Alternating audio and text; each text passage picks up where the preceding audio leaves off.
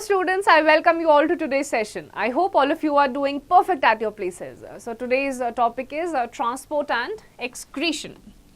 Tickle your brain to answer. Unscramble each of the following to form a word or term. तो आपके सामने दो words हैं, scramble हो रखे हैं, आपको उनको unscramble करके एक word का formation करना है. Earlier, we have learned that all living organisms need food, water and oxygen to survive. Green plants prepare their own food by the process of photosynthesis. They need carbon dioxide, water and sunlight from the environment for this. Water is absorbed by the roots and the plant and transported to stems and then to several where photosynthesis occurs. How does water from rests eat the leaves? Leaves make food for the plant, but how does each cell of the plant get this food? तो अभी तक हमने जितने भी chapters पढ़े हैं, अलग अलग क्लासेस में पढ़े हैं, इस क्लास में भी पढ़ा है, जितने भी लिविंग ऑर्गेनिजम्स होते हैं, दे नीड, जरूरत होती है पानी की, खाने की और ऑक्सीजन की सर्वाइव करने के लिए. अब प्लांट्स जो होते हैं, ऑटोट्रॉफिक न्यूट्रिशन होता है, यानी कि अपना खाना खुद बनाते हैं by the process of photosynthesis. वो कैसे होता है? It happens in the presence of sunlight, water और कार्बन डाइऑक्साइड. इन सब चीजों की रिक्वायरमेंट होती है, एनवायरमेंट से होता है. अब रूट्स पानी को अब्सॉर्ब कर लेती हैं, सनलाइट सन से मिल जाती है और फोटोसिंथेसिस का प्रोसेस हो जाता है. बट अलग अलग पार्ट्स ऑफ द प्लांट में रूट्स से पानी कैसे जाता है, खाना कैसे ट्रैवल होता है, तो ये सारी चीजें हम इस चैप्टर में पढ़ने वाले हैं. We eat food and drink water through the mouth. The food is digested and absorbed to the alimentary canal. It is then carried or transported to all parts of the body and reaches each cell of our body. How is this possible? आप खाना खाते हैं, मुंह से खाते हैं, आपके food pipe से अंदर जाता है, पेट में सारे डाइजेस्टिव जूसेस होते हैं, स्मॉल इंटेस्टाइन में जाता है, लार्ज इंटेस्टाइन में जाता है, सारी चीजें अब्सॉर्ब होती हैं, न्यूट्रिएंट्स पूरी बॉडी पार्ट्स में चली जाती हैं और फाइनली आपका जो वेस्ट प्रोडक्ट होता है बॉडी से बाहर चला जाता है. बट इतना कॉम्प्लेक्स प्रोसेस है, how is it even possible? Living organisms take in oxygen from the air and release carbon dioxide produced as a result of respiration in cells. How does oxygen reach every cell in the body and how does carbon dioxide get collected from every cell to be expelled out? How is urine carried out of the body? Thus, we see living organisms must be capable of transporting nutrients, wastes and gases to and from cells. Single-celled organisms use their cell surface as a point of exchange with the outside environment. Multicellular organisms have developed transport and circulatory system to deliver oxygen and food to cells and remove carbon dioxide and waste. अब कैसे होता है ये? कुछ चीजें हम अभी तक पढ़ चुके हैं. ऑक्सीजन जाता है, खाने का ब्रेकडाउन होता है, अलग अलग सेल्स में आपके न्यूट्रिएंट्स ट्रांसपोर्ट हो जाते हैं और वेस्ट प्रोडक्ट बाहर चला जाता है. तो इतना कॉम्प्लेक्स प्रोसेस है, एक ही बॉडी में हो रहा है, तो नेचुरल सी बात है all the living organisms are capable of doing all such activities. अब यूनिसेलुलर ऑर्गेनिजम्स अपनी स्किन के थ्रू एनवायरनमेंट में कांटेक्ट करती है और मल्टीसेलुलर ऑर्गेनिजम्स के अलग अलग डेवलप्ड ट्रांसपोर्टेशन और सर्कुलेटरी सिस्टम्स होते हैं. Transport of substances in plants. There are 3 different kinds of plants: herbs, shrubs and trees. Plants need to transport water from the roots to the leaves. Then the food manufactured in the leaves needs to be transported to different parts of the plant. अब आपके जो plants होते हैं ये भी 3 type के होते हैं: herbs, shrubs and trees. सबके structures अलग हैं, सबकी heights अलग हैं, built भी सबका different है. अब plant को water transport करने के लिए roots के अलग अलग parts के लिए स्टेम और लीव्स की जरूरत होती है ताकि आपका जो फूड मैन्युफैक्चर हो चुका है वो आपके लीव्स तक और बाकी प्लांट्स के पार्ट्स तक ट्रांसपोर्ट हो पाए. Though the complexity may vary, essentially the mode of transport in all the 3 types of plants is the same. A tissue called xylem acts as pipeline and takes water and minerals from the root to the stems to the leaves. Absorption of water and minerals is a continuous process. Water is being continuously lost from the leaves by the process of transpiration. अब यहाँ पे 2 terms बहुत important है. एक है xylem, दूसरा है transpiration.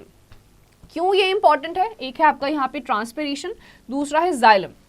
Roots आपका वाटर अब्सॉर्ब कर चुकी हैं, अब ये बाकी पार्ट्स तक ऊपर की तरफ अपवर्ड मोशन करेंगी कैसे? Xylem.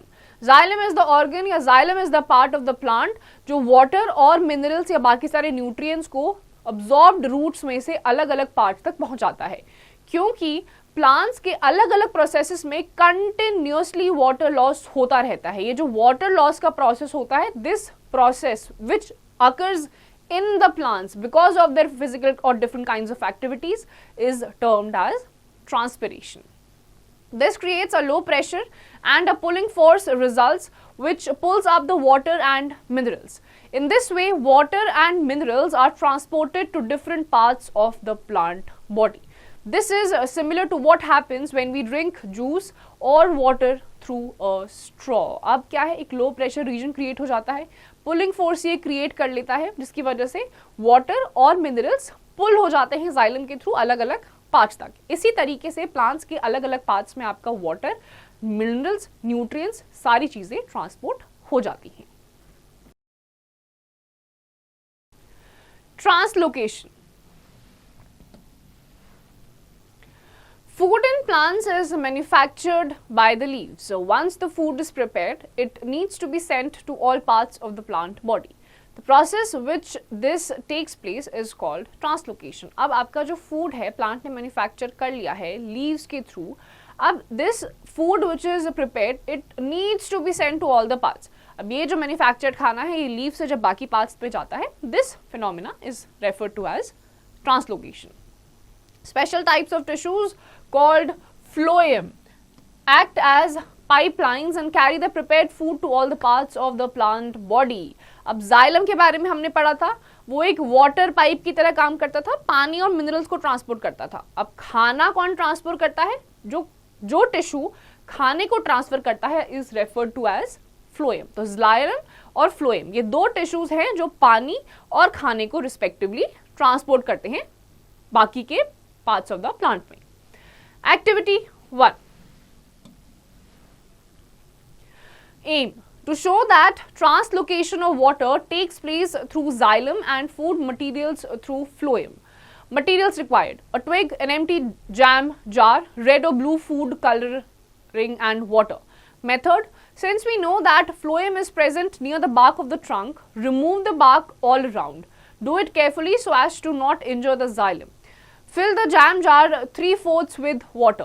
Add a new drops of red or blue food coloring to the water. Place the twig in this water. Record observations over a period of 5 days. अब आपको क्या करना है? एक ट्विग लेना है, एम्प्टी जैम जार लेना है, रेड या फिर ब्लू कलर का आपको कलरिंग ले लेना है, फूड कलर ले लेना है और पानी लेना है। अब आपको पता है कि फ्लोएम जो होता है वो ट्रंक की बार्क्स के आसपास प्रेजेंट होता है, तो आपको ढंग से कट कर लेना है ताकि आप जाइलम या फ्लोएम को खराब ना करें। अब आपको जो जैम जार है उसको 3/4 वाटर से फिल कर लेना है। थोड़े से ड्रॉप्स आपको डालने हैं रेड या फिर ब्लू कलर के फूड कलर के पानी में। अब आपको जो ट्विग है उसको वाटर में प्लेस कर देना है। Now you have to record the observations after 5 days. Observation: faint flecks of color are observed on the leaves gradually over the period of 5 days. If a cross section of the stem is cut, tubes colored with red or blue can be seen towards the center of the stem. This is where xylem is present. The leaves above the ring withers.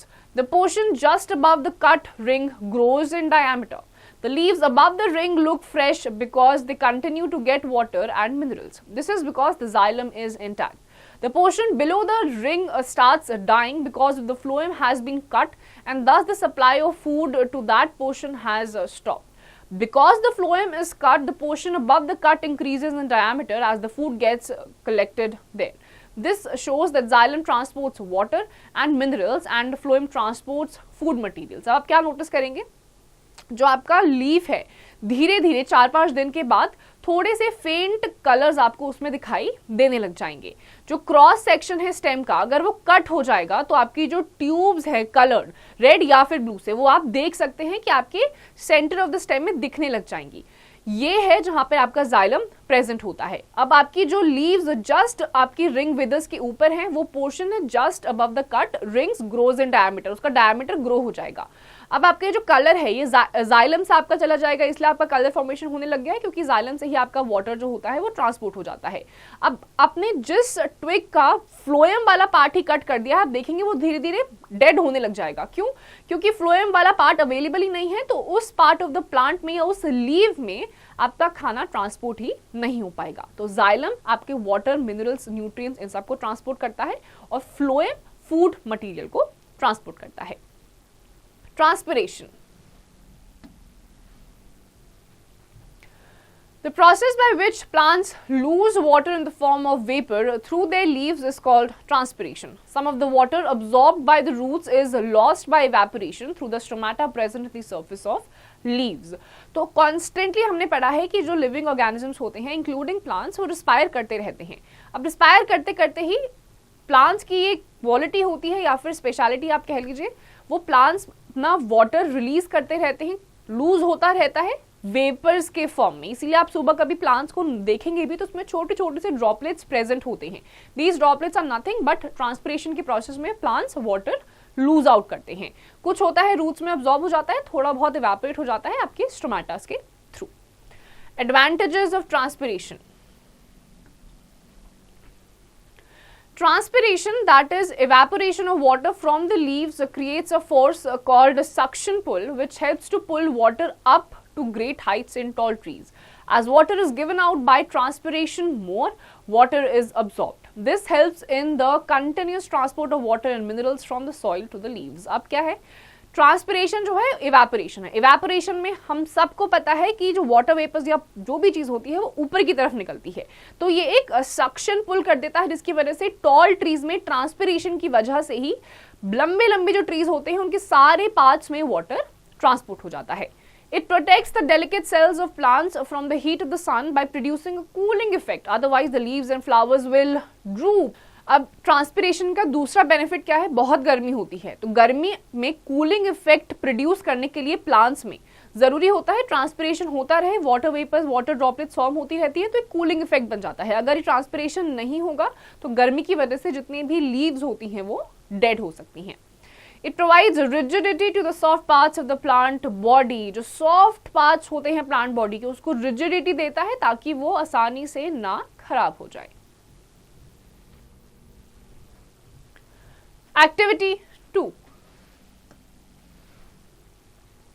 Aim to demonstrate transpiration. Materials required: potted plant, a polythene bag, a glass jar and a plate. Method: place the potted plant on the plate and enclose the soil of the pot in a polythene bag. Now cover the plant with the glass jar. Leave it undisturbed for some time. Observation: you will notice tiny droplets of water on the inner surface of the glass cover. Conclusion: the water comes from the nowhere else but the leaves, since the soil has been covered completely. This shows that plants give out water vapor through transpiration. अब आपको क्या करना है? एक potted plant आपको चाहिए, गमला आपको चाहिए, पॉलिथीन बैग चाहिए, एक ग्लास जार चाहिए and you need a plate. Potted plant को आपको सॉइल में एनक्लोज होना चाहिए ये पॉट, और उसके ऊपर आप पॉलिथीन बैग लगा दीजिए। अब प्लांट को आप कवर कर लीजिए एक ग्लास जार से, कुछ टाइम के लिए अनडिस्टर्ब छोड़ दीजिए। आप नोटिस करेंगे कि आपका जो पॉलिथीन बैग का इनर सरफेस है या ग्लास है जो उसके ऊपर, उसमें छोटे छोटे से ड्रॉपलेट्स फॉर्म होने लग जाएंगे। ये क्यों हो रहा है? क्योंकि ट्रांसपिरेशन कॉन्स्टेंटली प्लांट्स में हो रहा है, तो उस वजह से छोटे छोटे वाटर वेपर्स हैं या वाटर जो ट्रांसपिरेशन में लूज आउट हो रहा है वो आपके ग्लास जार्स में फॉर्म होने लग जाएंगे। Know it 2. Diffusion is the movement of molecular or gases from a region of higher concentration to a region of lower concentration. तो diffusion क्या होता है? Molecules या फिर gases जब high concentration वाले region से low concentration की तरफ diffuse होते हैं, movement होता है।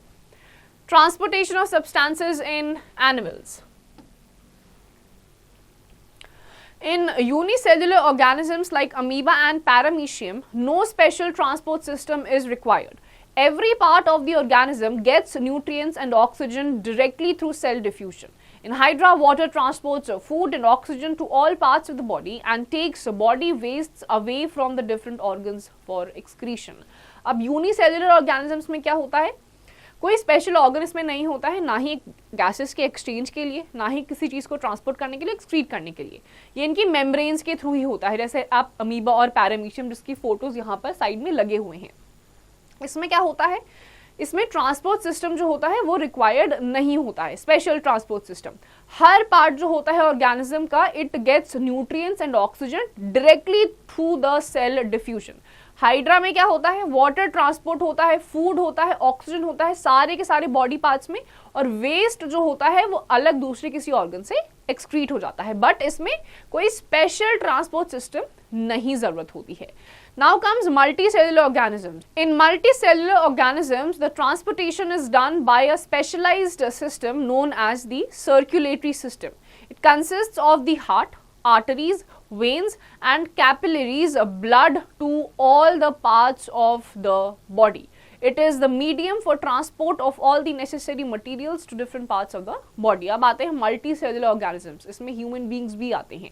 इसमें आपका एक स्पेशलाइज्ड सिस्टम होता है हर चीज के ट्रांसपोर्टेशन के लिए, and this system is known as circulatory system. इसमें आपका heart, arteries, veins and the capillaries which are connected to the blood vessels, जिससे कि आपकी सारी एनर्जी, न्यूट्रिएंट्स, ये सारी ट्रांसपोर्ट होती है। तो ये आपकी बॉडी में प्रेजेंट होता है। Transportation in humans. Humans have a very well developed and efficient circulatory system. It consists of number 1 blood, B blood vessels and heart. अब humans का जो circulatory system है, it is the most efficient one. इसमें क्या क्या होता है, blood, blood vessels and heart. Beginning with blood. It is the fluid connective tissue. An adult has an average of 5 to 6 liters of blood in his or her body. Blood comprises plasma and blood corpuscles or cells. अब आपका क्या है, blood.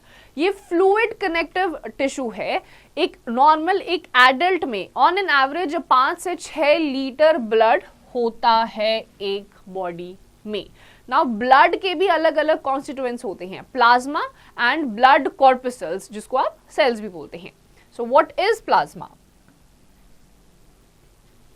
It is the fluid part of the blood, 90% of which is water. It is the pale yellow in color. Rest of it consists of simple food molecules, enzymes, minerals, waste and some proteins. Proteins enable the blood to clot and fight infection. अब आपके blood का जो liquid वाला part होता है, it is known as plasma. 90% इसमें water होता है और बाकी जो 10% है उसमें आपके food molecules, enzymes, minerals, waste और कुछ प्रोटीन्स होता है। प्रोटीन ही होता है प्लाज्मा में, जिसकी वजह से आपका जो ब्लड होता है वो क्लॉट हो जाता है और इन्फेक्शन से वो फाइट कर पाता है। इसीलिए कभी कभी आप देखेंगे कुछ लोगों को जब चोट लगती है या आपको भी जब चोट लगती है, थोड़ी देर के बाद आपका खून खुद ही जमने लग जाता है। Blood cells. These are present in the plasma. They are of 3 different kinds: red blood cells, white blood cells and blood platelets. Red blood cells and blood platelets are also known as erythrocytes and thrombocytes. White blood cells are called leukocytes. Different types of blood cells have different shapes and different functions. अब आपके आ जाते हैं blood cells. ये भी आपके क्या होते हैं, 3 टाइप के होते हैं। These are present in the plasma. 3 different kinds के होते हैं: white blood cells, blood platelets and then you have red blood cells. Different types of blood cells have different shapes and different functions. ये तीनों जो अलग अलग blood cells हैं, इनका दिखने में स्ट्रक्चर भी डिफरेंट होगा और फंक्शन भी डिफरेंट होगा। Blood cell function. Red blood cells RBC, round without a nucleus, इस तरीके के होते हैं, राउंड होते हैं और इसमें कोई भी न्यूक्लियस नहीं होता, और क्योंकि रेड नाम से ही पता चल रहा है रेड कलर का होता है। Now what is it function? Contains haemoglobin, an iron containing pigment that gives blood the red color. Hemoglobin binds with oxygen and transports it to all the parts of the blood. अब क्या होता है, इस RBC में आपका haemoglobin present होता है, ion होता है इसमें, जिसकी वजह से आपका ब्लड का कलर रेड आता है। Now the haemoglobin it binds with the oxygen और उसको ट्रांसपोर्ट करता है बॉडी के अलग अलग पार्ट्स में। Next is white blood cells, WBC, different shape, has a nucleus. अब white कलर का है, white blood cell है, RBC में nucleus नहीं था और इसमें आपका nucleus होता है. Help in fighting disease causing organisms. तो व्हाइट ब्लड सेल्स आपकी बॉडी को अलग अलग टाइप की डिजीजेस से फाइट करने में हेल्प करते हैं. Blood platelets irregular without a nucleus, कोई इसका डेफिनेट आपको शेप देखने को नहीं मिलेगा and it also doesn't have a nucleus. It helps in blood clotting. अब आपका प्लाज्मा में प्रोटीन प्रेजेंट होता है, उसी में आपके ब्लड प्लेटलेट्स होते हैं. प्लेटलेट्स अगर कम हो जाते हैं तो आपका ब्लड ढंग से क्लॉट नहीं हो पाता है. अगर क्लॉट हो गया है दैट मीन्स आपके प्लेटलेट्स नॉर्मल रेंज के हैं. Now these are very important क्योंकि इंजरी में अगर ब्लड लॉस होता रहेगा तो आपकी बॉडी खत्म भी हो सकती है. Let's know it too. An open circulatory system is a type of circulatory system in which nutrients and wastes are moved through the body with the assistance of a fluid which flows freely through the body cavity. Blood is not contained in vessels. It is found in organisms like cockroaches and many other invertebrates. अब आपका जो open circulatory system होता है, it is a type of circulatory system जहाँ पे आपके nutrients और waste आपकी बॉडी में अलग अलग फ्लूइड्स के असिस्टेंस की मदद से फ्रीली रोम करते रहते हैं और आपकी बॉडी की कैविटी से बाहर चले जाते हैं. Now blood is not contained in the vessels. ये जो आपके अलग अलग ऑर्गेनिजम्स होते हैं जैसे कॉकरोचेस हो गया या अलग अलग इनवर्टिब्रेट्स हो गए उनमें पाए जाते हैं. B is blood vessels. The blood vessels, which are arteries, veins and the capillaries, form a network and carry the blood throughout the body. Arteries carry oxygenated blood or blood containing oxygen from the heart to the various parts of the body, and the veins carry deoxygenated blood containing carbon dioxide from the various parts of the body to the heart. अब आपका यहाँ पे आ जाते हैं blood vessels. ये इसमें आपकी arteries, veins और कैपिलरीज जो होती हैं एक नेटवर्क फॉर्म कर लेती हैं, इस तरीके से कनेक्शन फॉर्म कर लेती हैं और साथ में मिलकर फिर काम करती है. किस तरीके से? जो आर्टरीज होती हैं ये बहुत ही इंपॉर्टेंट है, इसको याद करना इज वेरी इंपॉर्टेंट. आर्टरीज क्या कैरी करती हैं? ऑक्सीजनेटेड ब्लड, जिसमें ऑक्सीजन प्रेजेंट होता है, हार्ट से to various parts of the body. अब क्योंकि आपका हार्ट फिल्टर आउट कर लेता है, सारा का सारा ऑक्सीजनेटेड ब्लड हार्ट से जाता है बाकी पार्ट्स ऑफ द बॉडी में और ये ट्रांसपोर्ट करती हैं आर्टरीज. अब वेन्स जो होती हैं वो डीऑक्सीजनेटेड ब्लड को कैरी करती हैं, जिसमें कार्बन डाइऑक्साइड होता है बाकी सारी बॉडी से वापस हार्ट में. आर्टरीज और वेन्स में ये डिफरेंस होता है. Since arteries carry blood at a high pressure, they have thick and elastic walls. On the other hand, veins have thin walls as blood flow in them is less and so is the pressure. अब arteries क्या होता है? क्योंकि oxygenated blood को ये carry करती हैं तो इनकी जो walls होती हैं thick होती हैं क्योंकि pressure ज़्यादा होता है. On the other hand, veins की आपको walls इतनी thick नहीं दिखाई देंगी, deoxygenated blood होता है, pressure भी उतना high नहीं होता है. Arteries divide to form thin tubes called capillaries. Capillaries are very thin blood vessels and join to form the veins. अब आपकी arteries जो होती हैं छोटी छोटी ट्यूब्स में, थिन ट्यूब्स में डिवाइड होती हैं जिनको आप कैपिलरीज बोलते हैं. And then further these capillaries जो बहुत थिन ब्लड वेसल्स होती हैं ये एक साथ फॉर्म हो जाती हैं वेन्स को फॉर्म करने के लिए. Difference between arteries and veins. Arteries, veins. Arteries carry oxygenated blood away from the heart to various parts of the body and veins carry deoxygenated blood from various parts of the body to the heart. Arteries oxygenated blood carry करती है heart से बाकी parts of the body part में और veins क्या करती हैं? बाकी बॉडी पार्ट्स में जो डीऑक्सीजनेटेड ब्लड होता है यानी कि जिसमें कार्बन डाइऑक्साइड प्रेजेंट होता है उसको वापस हार्ट तक लेके जाती है.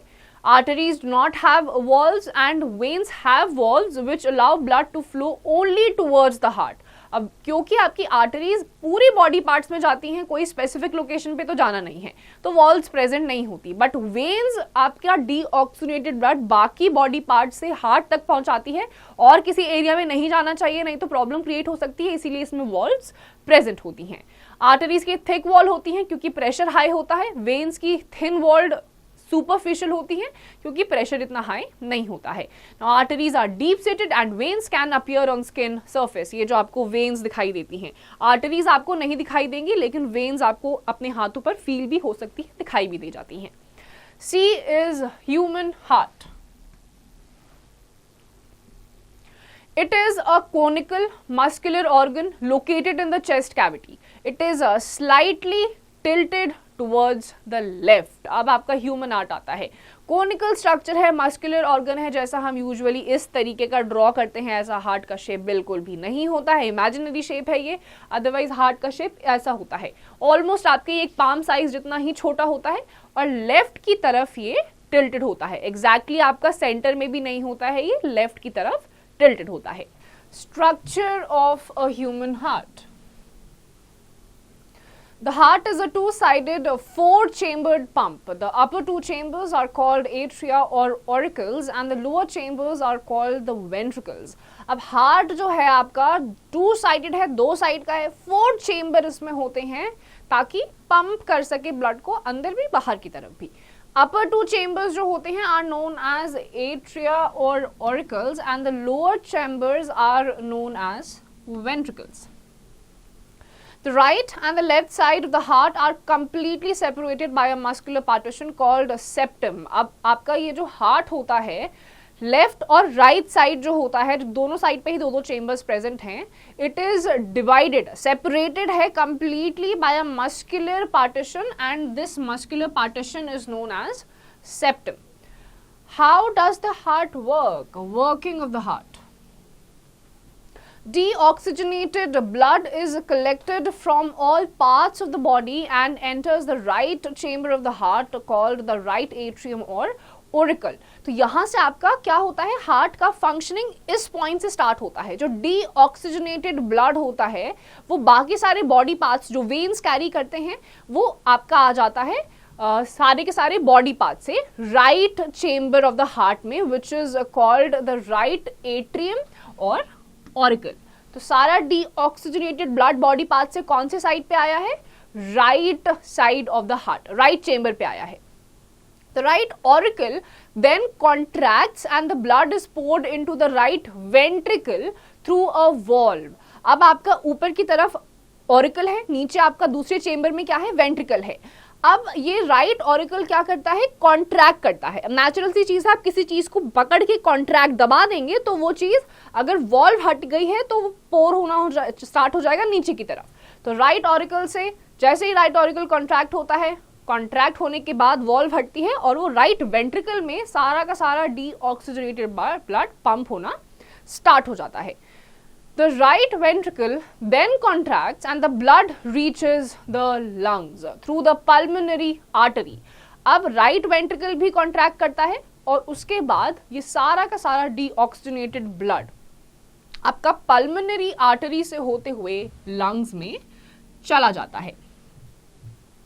The blood gets oxygenated here as we breathe in air. The oxygenated blood comes back to the left auricle and through the pulmonary veins. अब ये सारा का सारा लंग में आपका जो deoxygenated blood है फिल्टर आउट हो जाता है and the oxygenated blood then from the lungs goes from the left ventricle. अब लेफ्ट वेंट्रिकल में किस तरीके से एंटर करता है? पल्मोनरी वेन्स के through. The left auricle then contracts and the blood enters the ventricle. Then the left ventricle contracts and the blood enters the dorsal aorta and artery.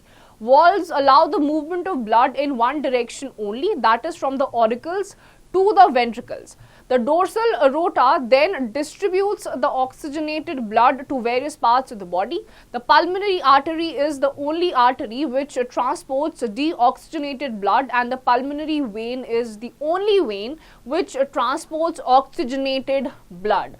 तो अभी तक हमने पढ़ा था कि जो आर्टरीज होती हैं वो ऑक्सीजनेटेड ब्लड को कैरी करती हैं और ट्रांसपोर्ट करती है पूरी बॉडी पार्ट्स में, और वेन्स क्या करती हैं? डीऑक्सीजनेटेड ब्लड को बाकी पार्ट्स ऑफ द बॉडी से हार्ट तक पहुंचाती है। But the only artery which carries the deoxygenated blood is the pulmonary artery and the only vein which carries the oxygenated blood is the pulmonary vein.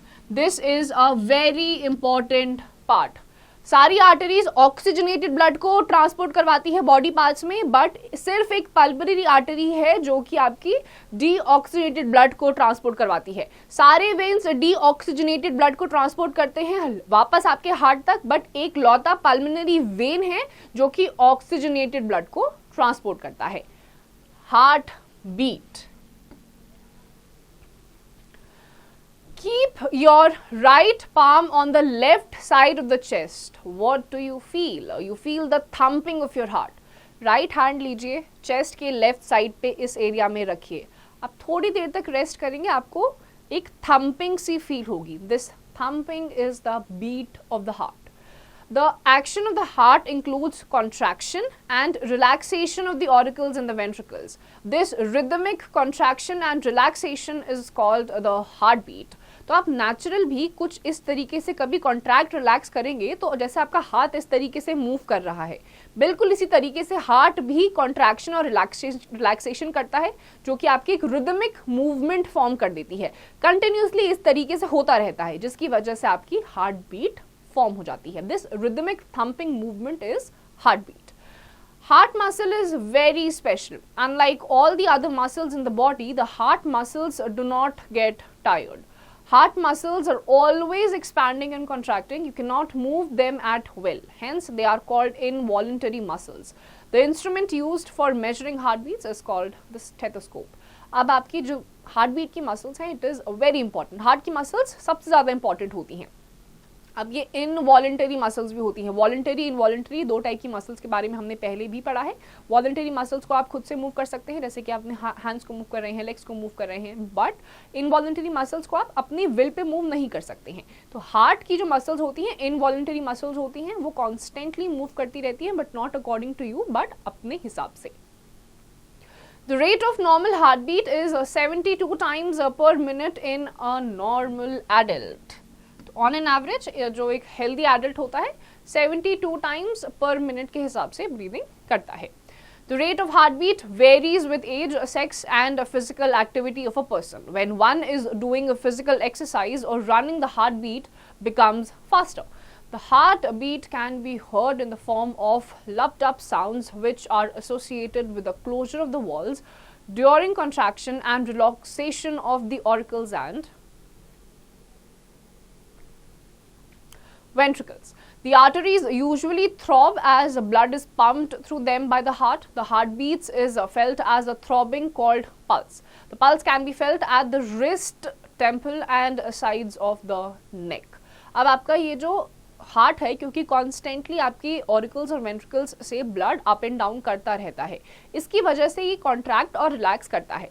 Now when these auricles and ventricles contract and relax, उसी time पे आपकी ये जो pumping होती है, throbbing muscles होती हैं, वो आपको फील होना स्टार्ट हो जाती है, which forms a rhythmic movement which is known as heart beat. अब ये जो थ्रॉबिंग होती है, it is called the pulse. आपका जो रिस्ट है, रिस्ट का ये टेम्पल, नेक वाला जो रीजन है, यहाँ पर अगर कभी अपना थंब लगाएंगे तो आपको बिल्कुल इसी एरिया पे भी यही पल्स फील होने लग जाएगी। At other places, the arteries are deep seated, so we cannot feel the pulse. अब इसी एरिया पे आपको क्यों बोला जाता है? क्योंकि यहाँ पे थोड़ी ये ऊपर की तरफ होती है, उभरी हुई होती है। रेस्ट ऑफ द प्लेसेस में ये जो आपकी आर्टरीज होती हैं, ये डीप सीड होती हैं, बहुत अंदर तरफ होती हैं, तो आप उसको फील नहीं कर सकते हैं। तो इस एरिया बाहर की तरफ होती है, तो आप इस थ्रॉबिंग को महसूस कर सकते हैं। Let's know it two. The rate of heartbeat of a newborn baby is 140 times per minute. तो अभी हमने क्या सीखा था कि on an average एक adult human body में 72 times a minute heartbeat होती है, बट जो न्यूली बॉर्न बेबी होता है, छोटा सा बेबी होता है, वो एक मिनट में करीबन 140 टाइम्स ब्रीथ करता है। कभी आप ध्यान से सुनेंगे भी तो उसकी ब्रीदिंग बहुत ज़्यादा तेज होती है। Activity 3। Hold your wrist, placing the index and middle fingers of your right hand above thumb below it. Press gently. Do you feel any kind of thumping? Count the number of pulse beats in a minute record. This is the rate of your heartbeat. तो आपको क्या करना है? Middle finger या फिर आप normal thumb भी ले सकते हैं, इसको आपको इस तरीके से इस एरिया पे आपको फील करना है। आपको थम्पिंग फील होगी। अब आपको इसको रिकॉर्ड करना है कि 1 मिनट में अप्रोक्सीमेटली कितनी बार आपका पल्स रेट या आपका हार्ट बीट थम्पिंग कर रहा है। Know it two. An instrument called a sphygmometer is used to measure the blood pressure with which blood rushes through the veins in your body. The pressure is highest when the ventricles contract to pump the blood out. It is lowest when the ventricles relax to receive the blood. अब आपका एक instrument होता है जिसका नाम है स्फाइग्मोमीटर। ये use करा जाता है आपके ब्लड प्रेशर को मेजर करने के लिए, जो रशन करता है आपकी वेन्स से बॉडीज में, पूरे की पूरे वेन्स में ही रशन करता रहता है। प्रेशर आपका हाईएस्ट होता है जब वेंट्रिकल्स कॉन्ट्रैक्ट करती हैं आपकी ब्लड को पुश आउट करने के लिए, एक्सपेल करने के लिए, एंड लोएस्ट होता है जब वेंट्रिकल्स रिलैक्स कर जाती हैं, जब ब्लड्स रशन करते हैं। Activity 4। Aim to make a working model of a stethoscope and find out the average heartbeat. Materials required: 2 small plastic funnels, a rubber tube 50 centimeters long, a rubber sheet or a balloon, and a rubber band. Method: take the funnels and fix their stems tightly into the 2 ends of the 50 centimeter long rubber tube. Stretch the rubber sheet on the mouth of one of the funnels and fix it with a rubber band. The stethoscope is ready to use. Now place the open end of the stethoscope on one of your ears. Place the other end on your chest slightly on the left side and listen to the heartbeat. Count the number of times your heart beats in a minute. Repeat after running around for 5 minutes and note the difference. Compare your results with that of your classmate. अब इस activity में आपको 2 छोटे छोटे plastic के funnels लेने हैं, एक रबर ट्यूब लेना है अप्रोक्सीमेटली 50 सेंटीमीटर्स लॉन्ग, एक रबर शीट लेनी है या फिर बलून भी आप ले सकते हैं, and you have to take a rubber band. अब आपको जो फनल्स हैं वो लेने हैं, उनके जो स्टेम्स हैं उनको टाइटली आपको फिक्स कर देना है इनटू 2 एंड्स, जो आपके 50 सेंटीमीटर लॉन्ग रबर ट्यूब है। स्ट्रेच करना है आपको रबर शीट को, उसके माउथ को आपको स्ट्रेच करना है और एक फनल के पास आपको उसको फिक्स कर लेना है विद अ रबर बैंड। अब आपका स्टेथोस्कोप रेडी हो चुका है। ओपन साइड जो आपके स्टेथोस्कोप का उसको आपको अपने कान पे लगा देना है, दूसरा वाला आपके चेस्ट के पास रखना है, slightly towards your left side. अब आपको आपकी number of heart beats count करना है। अब इसको आपको दोबारा काउंट करना है 1 मिनट में कितनी बार आप हार्ट बीट कर रहे हैं, एक रनिंग के बाद करीबन 5 मिनट तक, या तो रनिंग या नॉर्मल आप तेज ब्रिस्क वॉक भी कर सकते हैं। And you have to find the difference कि नॉर्मल जब आप रेस्ट पोजीशन पे थे तो कितनी बार आपका हार्ट बीट 1 मिनट में कर रहा था, और जब आपने कोई फिजिकल एक्टिविटी करी तो क्या डिफरेंस आया है। Observations: write your observations in the following table. Number of heart beats per minute of different students at rest and after running. तो यहाँ पे आपको अलग अलग स्टूडेंट्स के नाम लिखने हैं। Number of heart beats at rest, जब आपने कुछ नहीं करा है तब कितनी नंबर ऑफ हार्ट बीट्स है 1 मिनट में, and then number of heart beats after running, भागने के बाद कितनी हार्ट बीट आपकी चेंज हुई है। Excretion: when living organisms perform various life processes like respiration and nutrition, then the number of waste products are generated constantly inside their body. The living body needs to remove these wastes. The process of removal of wastes from the cells of living organisms is called excretion.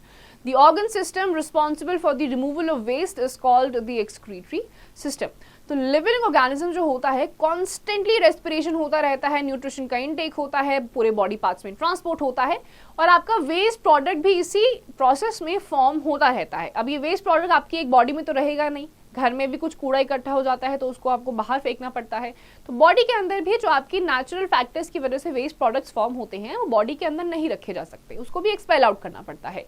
अब ये जो waste products body के बाहर निकलते हैं, this process is known as excretion, और ये एक प्रॉपर अलग अलग ऑर्गन्स के थ्रू होता है which is known as excretory system. Excretion in plants. The main products excreted by plants are: number 1, carbon dioxide and oxygen. Carbon dioxide is formed as a result of respiration. Oxygen is formed as a result of photosynthesis. अब plants क्या क्या चीजें excrete करते हैं? सबसे पहला तो है कार्बन डाइऑक्साइड भी करते हैं और ऑक्सीजन भी करते हैं। कार्बन डाइऑक्साइड रिलीज आउट करते हैं जब रेस्पिरेशन का प्रोसेस होता है, एंड ऑक्सीजन करते हैं जब फोटोसिंथेसिस का टाइम होता है। अब फोटोसिंथेसिस आपका कब होता है? दिन में, तो ऑक्सीजन आपका दिन में रिलीज आउट होता है। रात में रेस्पिरेशन पॉसिबल है क्योंकि रात में सनलाइट नहीं होती है, फोटोसिंथेसिस नहीं हो पाएगा, तो रात में कार्बन डाइऑक्साइड रिलीज होता है। इसीलिए रात के टाइम पे पेड़ पौधों के पास लेटने या सोने के लिए मना किया जाता है, क्योंकि अगर कार्बन डाइऑक्साइड रिलीज किया, आपने इनहेल कर लिया, तो आप बेहोश भी हो सकते हैं। Excess water, it is excreted out of stomata and the process is called transpiration. This water gets evaporated from the surface of the leaves. अब आपका आता है एक्सेस वाटर। ट्रांसपिरेशन का प्रोसेस जो हमने सीखा था, इसमें जो जितना भी अब्सॉर्ब वाटर होता है वो तो बॉडी पार्ट्स में चला जाता है प्लांट्स के, जितना एक्स्ट्रा होता है वो लूज आउट हो जाता है। Next is excessive salts. If there is a high level of salts present in water or in the soil, these usually get deposited in plants or crystals. ज़्यादा amount of salt अगर बन जाता है water में या किसी भी form में, तो ये आपका कहाँ पे, ये यूजुअली प्लांट के क्रिस्टल्स वगैरह वाले फॉर्म में डिपॉजिट हो जाता है। Next is gums, resins and latex. Many older plants get rid of their toxic wastes in the form of gum, raisins and latex. In fact, we use these secretions to manufacture plants, varnishes, rubber and adhesives. अब आपका rubber, गम, latex, resins, ये सारे कौन से parts होते हैं? जो बहुत पुराने आपके प्लांट्स होते हैं, उनके टॉक्सिक वेस्ट जब रिलीज होते हैं, एक्सक्रीट होते हैं, तो वो गम्स, रेजिन्स और लेटेक्स की फॉर्म में होते हैं, जो फर्दर आपके plants, paints, varnishes, rubber, adhesives, इन सब को बनाने के लिए यूज करे जाते हैं। Excretion in animals. In lower animals such as amoeba, paramecium, hydra and sponges, there are no special excretory organs. Waste products such as ammonia are excreted by the process of diffusion through the body surface. So larger animals have special organs for excretion. अब छोटे मोटे जो आपके unicellular organisms जिन्हें कहा जाता है, amoeba हो गया, पैरामेशियम, हाइड्रा, स्पॉन्जेस, इनके कोई स्पेशल ऑर्गन्स नहीं होते हैं वेस्ट प्रोडक्ट्स को एक्रीट करने के लिए। अब इनके जो वेस्ट प्रोडक्ट्स होते हैं, जैसे कि अमोनिया हो गया, ये नॉर्मल जो प्रोसेस होता है डिफ्यूजन का, जो बॉडी सरफेस के थ्रू ही होता है, वहीं से एक्सक्रीट हो जाता है। जो लार्जर एनिमल्स होते हैं, जिसमें ह्यूमन बींग्स भी आते हैं, उनके पास स्पेशलाइज्ड ऑर्गन्स होते हैं एक्सक्रीशन के लिए। Let's begin with excretion in humans. Excretion in humans is carried out mainly by the urinary system. The urinary system is responsible for removing most of the wastes from the body in the form of urine. Urine consists of 95% water, 2.5% urea and 2.5% other waste products. The main organ of this system are the kidneys. They are located on each side of the backbone just above the waist. This main function is to filter wastes from the blood. You see a filter paper to separate solid impurities from a solution. The kidney work in the same way. अब आता है human beings में excretion. इनका main part होता है urinary system, जिसके through आपका almost most of the waste products come out or expel out from the body. किसके फॉर्म में? यूरिन के फॉर्म में। अब यूरिन के कॉन्स्टिट्यूएंट्स क्या है? 95% तो ये वाटर होता है, 2.5% यूरिया होता है, 2.5% अदर वेस्ट प्रोडक्ट्स होते हैं। मेन पार्ट जो इसको फिल्टर आउट करता है वो होता है आपकी किडनीज। ये आपके बैकबोन में लोकेटेड होते हैं, दोनों साइड पे होते हैं, just above the waste.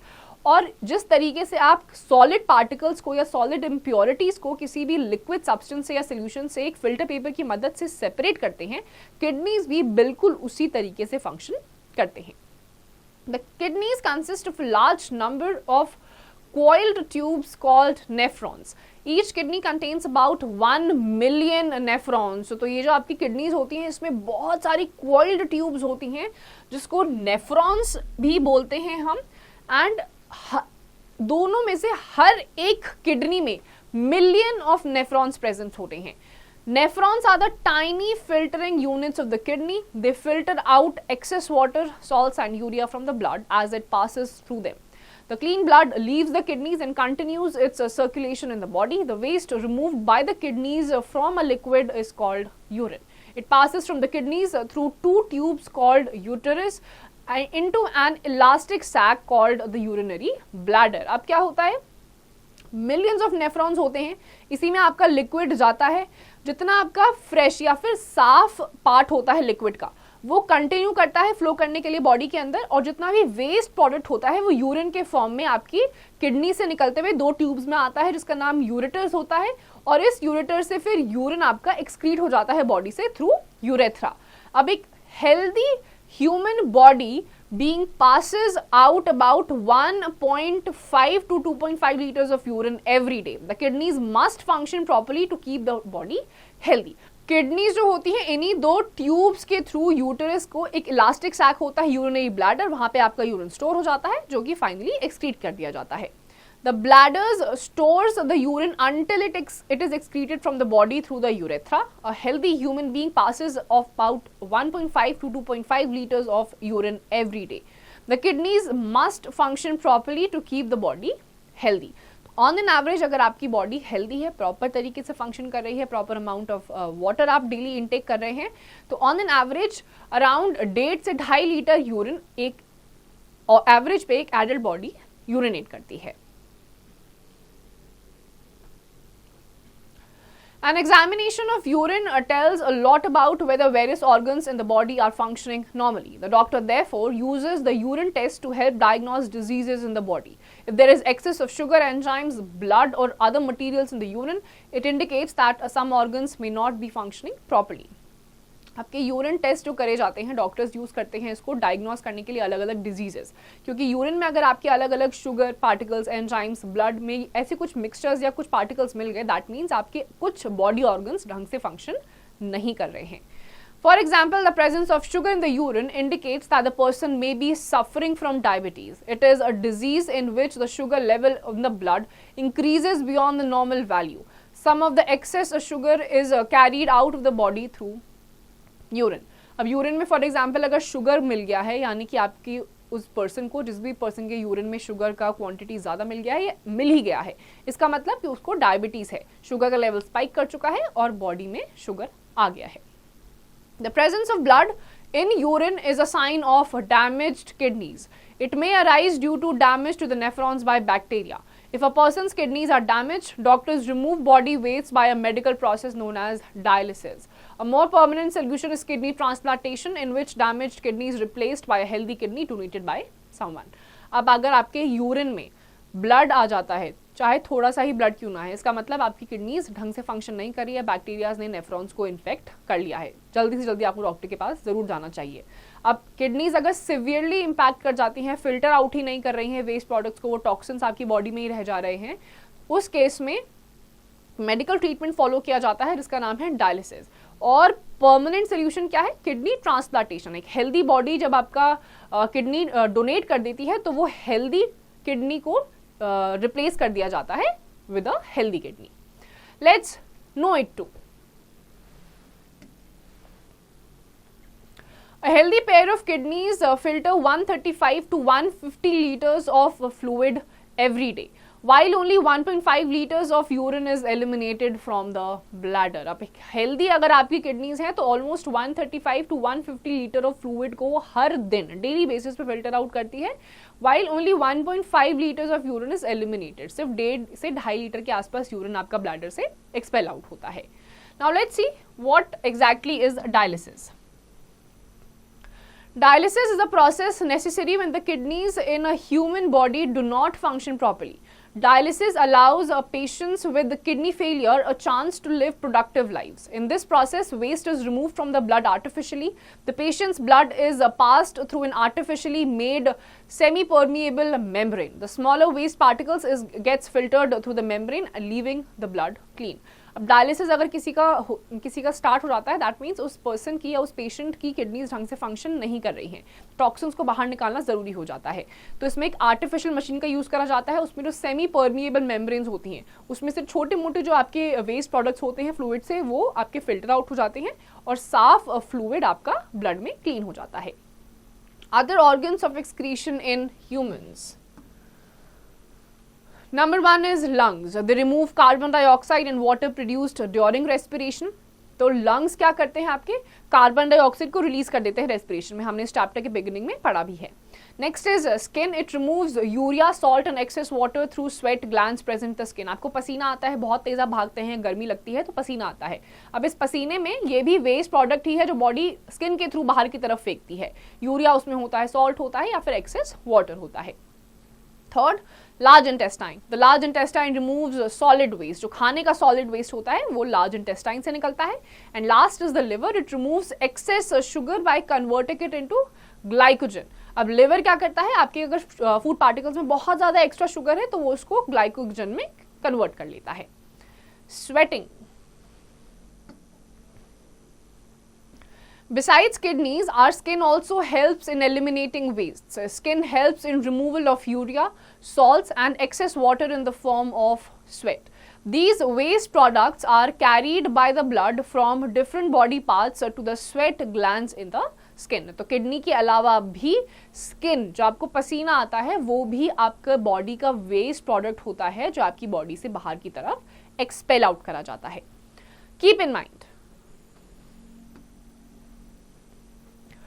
auricle or atrium, the chamber of heart which receives blood. Ventricle, the chamber of heart which pushes the blood out. Oxygenated blood, blood which is rich in oxygen is called oxygenated blood. Deoxygenated blood, blood which is rich in carbon dioxide is called deoxygenated blood. Arteries, thicker blood vessels which carry oxygenated blood from heart to different organs. तो आपके auricles होते हैं, atriums, ventricles, ये आपके body में present होते हैं। Right one से आपका डीऑक्सीजनेटेड ब्लड लंग्स में जाता है और लेफ्ट वाले से ऑक्सीजनेटेड ब्लड आ जाता है।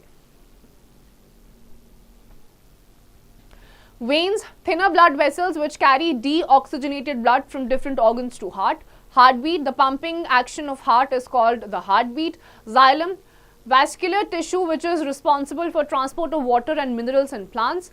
Phloem, vascular tissue which is responsible for transport of foods in plants. And nephrons are tiny filtering units of the kidney. अब जाइलम फ्लोएम के बारे में हमने पढ़ा था, प्लांट्स में प्रेजेंट होते हैं। जाइलम क्या करता है, वाटर को ट्रांसपोर्ट करता है, फ्लोएम फूड पार्टिकल्स को ट्रांसपोर्ट करता है। Nephrons are the tiny filtering units which are present in kidney.